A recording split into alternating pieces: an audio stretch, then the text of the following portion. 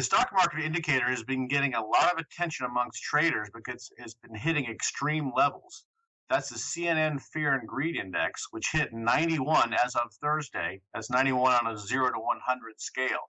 This is indicating excessive optimism that would suggest a market top could be close at hand. Now, since the CNN Fear and Greed Index takes into account market breadth and momentum, it's not a pure sentiment gauge. So I've come up with an indicator I call the Sentiment Composite Index that looks at fear and greed, the daily sentiment index on the S&P, put call ratios, and a few other indicators. I found that this system gives a little bit better read for making market top calls than just the fear and greed index. The difficult part about using market sentiment to forecast tops is that quite often the market can continue to advance for weeks at a time, even after the sentiment readings have hit extreme levels.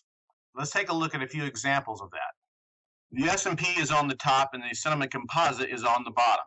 The vertical line shows the day when the sentiment composite reached the 85 level. In June of 2014, the market advanced for over a month before a sizable correction began. In the summer of 2016, the market held up for nearly 2 months before declining. In February of 2017, the market advanced for 2 weeks before it topped. And in the summer of 2017, the market continued to advance for several months before it registered a significant peak. While sentiment is one of the main technical tools we use, the wave principle is the primary tool we use to forecast market turns. If you don't have the wave principle in your toolbox, using sentiment alone can lead you to be very premature in expecting market turning points. I've developed a mechanical system using the Sentiment Composite Index, and basically it looks for a reading of 80 or higher and then waits for a trend change, which is determined by a statistically significant technical indicator I've developed.